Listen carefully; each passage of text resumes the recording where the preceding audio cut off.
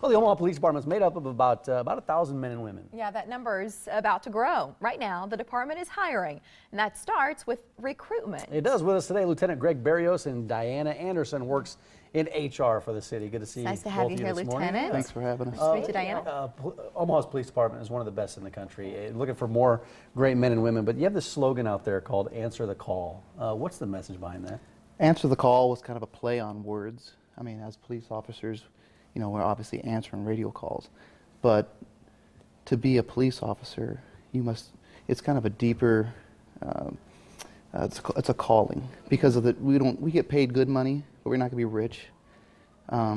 It's challenging, but it's also rewarding. It's a passion, and it's for Absolutely. people that want to serve. Absolutely. Yeah. What called you? You know, when I was a kid, my father was a Air Force guy, wearing the uniform all the time. When I went to college, I studied criminal justice and had a professor who kind of inspired me just by the stories he would tell and things like that. I may have had that same professor because I was a criminal justice major down at Lincoln. You were at Lincoln as well. Right. So we'll talk about who that professor was after Yeah, the segment. sure. But you also you're taking people behind the badge. How are you doing that? We're doing a couple different recruitment expos. As Lieutenant Barrios was saying, the job requires a lot out of the applicant, but also the family. And so we wanted to invite the applicants and the families to come learn about the police department, to learn about the job, to learn about the application process, because it's actually about 4 months to get through the application process.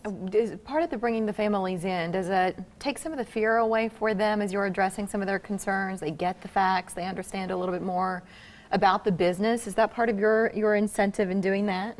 It is, but it's also about education, about how much time it's going to take to prepare to become a police officer, what's involved in training, what the shifts are like. You know, the shifts, and Barrios can talk about that, you're going to be coming on with very low seniority, so you're not necessarily going to get the exact shift that you're looking for. You can work that way, you know, up to that, but it's definitely a lifestyle change, but it's a good lifestyle change. It is. And Lieutenant, you mentioned it takes that certain passion. It takes somebody who wants to answer that call. Who makes the ideal candidate? As you're out there looking in the community, who would be a good candidate to apply for the Omaha Police Department?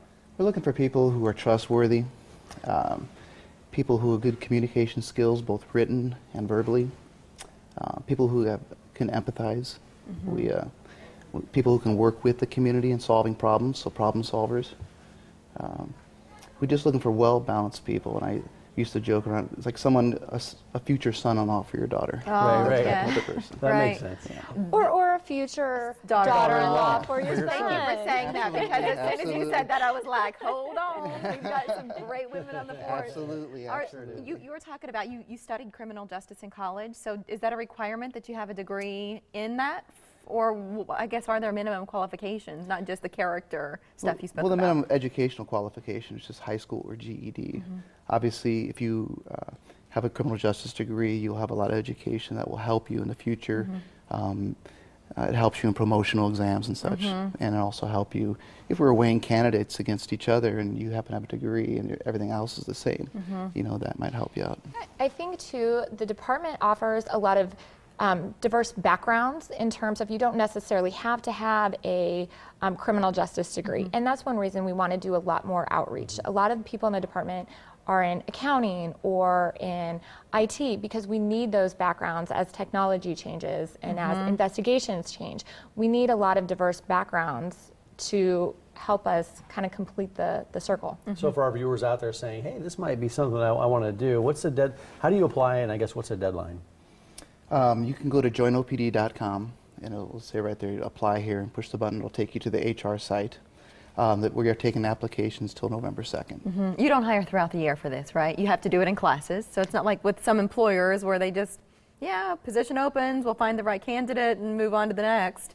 You really got to do this in classes. So how many people will be in this class? That answer is kind of tough because it's like it's a crystal ball. And so what our testing process, we stopped taking applications in November 2nd, and then we'll start doing, we'll have a multiple choice test, a physical agility test, and a structured interview.